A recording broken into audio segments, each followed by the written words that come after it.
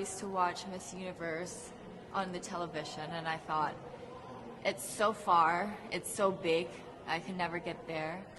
But to actually be here right now, knowing that in just a couple of days I'll be on that stage, whew, I'm just so incredibly happy, and to be representing for my home country, Thailand. I'm in awe, I'm in shock, and it's the best feeling in the world. I'm so blessed to be here. And I cannot wait to be on that stage and really perform and make my country proud. Well, first of all, congratulations. How does it feel to be here? Thank you. It feels amazing. I cannot believe that I'm here. You know, with the COVID situation, I'm so glad that we're all here and that there's so many girls that are able to be a part of this competition. And what it makes me realize is that the world isn't that big.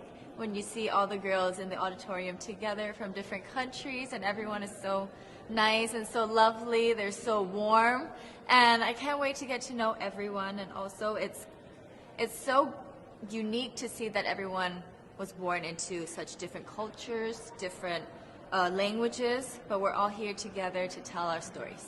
And tell me about your journey, your road to getting here, you know. Just I know you obviously was Thailand, but the physical journey to get here, did you just hop on a plane and get here, and was that easy or no? Oh my goodness. Well, Thailand is very far away. That's one thing. And I really had to, it wasn't a struggle to get the visa, but it was a long process. And when I got the visa, I was very excited. But the journey here, the physical journey, if you can believe it, it was more than 30 hours. All the way from Thailand, yes. So I had to make a stop at Istanbul, and the layover was 8 hours there. Oh my goodness. But it was so amazing. I'm so blessed that some of my teams were able to come with me as well, my national directors. So they were there to keep me company, making sure that I'm okay, and, you know, giving all the support. And in a world of COVID where you can't have family and friends, you know, come with you potentially, Yes. How important is that support here on the ground? How important is it to know that, you know, people at home are behind you? Oh my, it's absolutely everything. Knowing that you've got that support, it is the motivation that keeps me going every day. Every time I see a message online and they're saying that they're supporting Thailand, and you know, it's so nice to see the nation coming together to support their candidate, to support their representative, and it's just how a country thrives. Because we cannot thrive alone, we have to move forward together. Yeah. So I believe, though, that there are some super fans that did make it here. Can you tell me about those super fans that are just out there? Oh, they are so amazing. Every time I come down, they would be screaming, Thailand, Thailand, Thailand. We came down here at 7:30 in the morning and they're already there. I think they're camping out there. But they've been so supportive, and I actually know quite a few of them. Some of them are big YouTubers in Thailand and flew all the way here just for the competition. But you know, pageantry is so big in my home country, and it's almost like a national sport. So the whole country gets behind it. They're very supportive, you know, and they're just right behind you. And I just want to say thank you to them for being here. I know that not a lot of people were able to be here, but I want to say thank you, because every time I walk down and I hear Thailand, it makes me smile. It puts a smile on my face, and it makes me want to make my day better. I want to go better, and I want to go in with 100% to do whatever it takes. Wonderful. One last question, a couple of last questions. How has it been on the ground? How has, you know, the week sort of been unfolding? What is your day-to-day like? Give your fans at home and give our viewers a sense of what it's like. What is it like here? It is incredible. It's an incredible journey to have been able to meet all of the girls, because you know, when you know of each other online and you've been messaging, you're on WhatsApp, there's a WhatsApp group, you've been talking, but then to actually come here and meet them in reality, it's just a whole different feeling. And it's just so nice to get to know them better. and to know their stories, because each of them are so inspiring and they're so empowering, and they have different stories that make them the woman that they are today. And I think it's just unique to get to know them. In some countries, sport is like the national pastime. That's But in the Philippines, some might say that pageantry is the pastime. That's true. You know what? In the Philippines, we have pageants all over the places.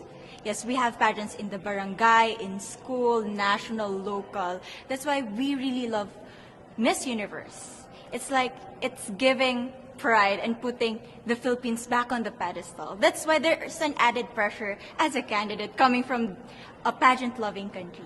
But it's a good pressure.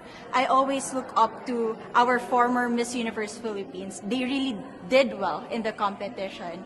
And now this is my time to show who I am, to offer what Rabiya can show to the rest of the universe. So I'm very happy, and at the same time, I'm excited to make all my kababayans proud. And hopefully I do. Why do you think it is that the Philippines love pageants? They have appreciation for beauty.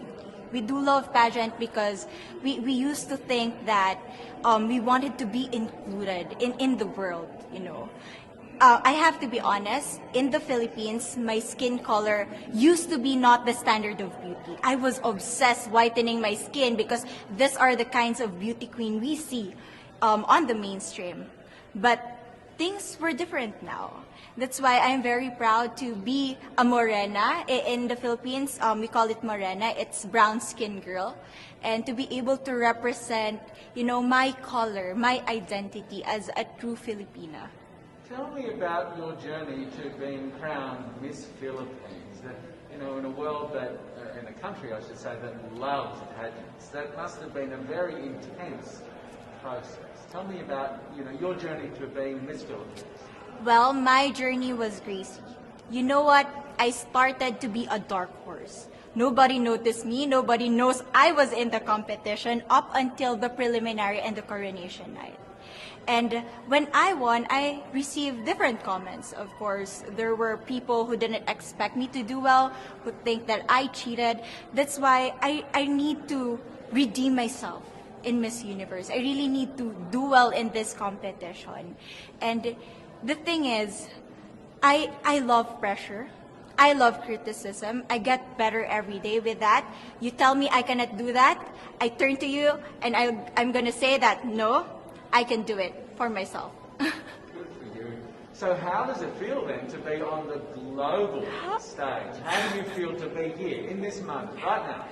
It's crazy, but I'm overwhelmed with the support, not just from the Filipino community, but also from Thailand, Latin countries who do appreciate me as a candidate, as a person.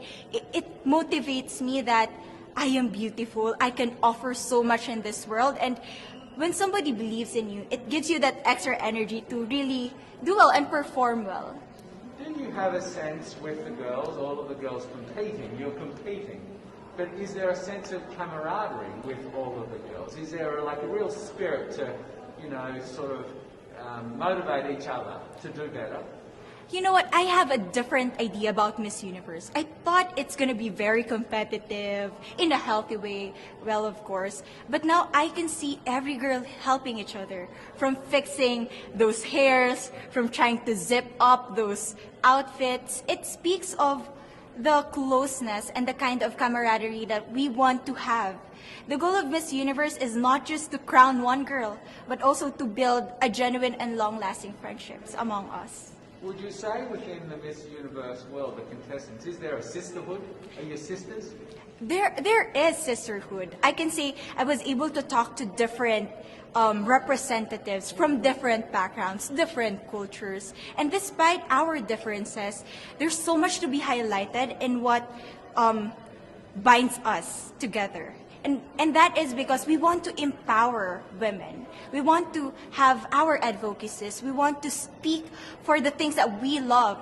And that's a celebration of women and the beauty that we have. So coming out of this week, obviously you would love to be crowned Miss Universe. Of course. And that would be wonderful, of course, for any of you. But what else will you take out of this week? What do you think you'll feel at the end of this week, regardless of the result? How will you be a different person? It's the growth and the development that I was able to have during preparing for this journey. I will be honest, there was a moment that I lost my identity because I was put under pressure. I was in that position in which I feel like I'm not good enough. I'm not a good representative of my country, but I was able to bounce back stronger. And if I was able to do that for Miss Universe, I will be able to do that in life. That is my greatest takeaway from Miss Universe. Okay, so the Philippines have a huge amount of fans. Yes. I want you to give us a little bit of a message to the fans here and at home. But send a message. What would you say to all the fans in the Philippines? To all my fans from the Philippines and from all over the world, maraming salamat po. Thank you so much for loving me and for believing in me. It means a lot to somebody who is so naive in this industry, who has no idea how to become a beauty queen on the first day of my journey. But because of your love and support, I was able to be the woman that I am today. And regardless of the result, I may or I may not win the crown, but one thing is for sure, I'm gonna make you all proud.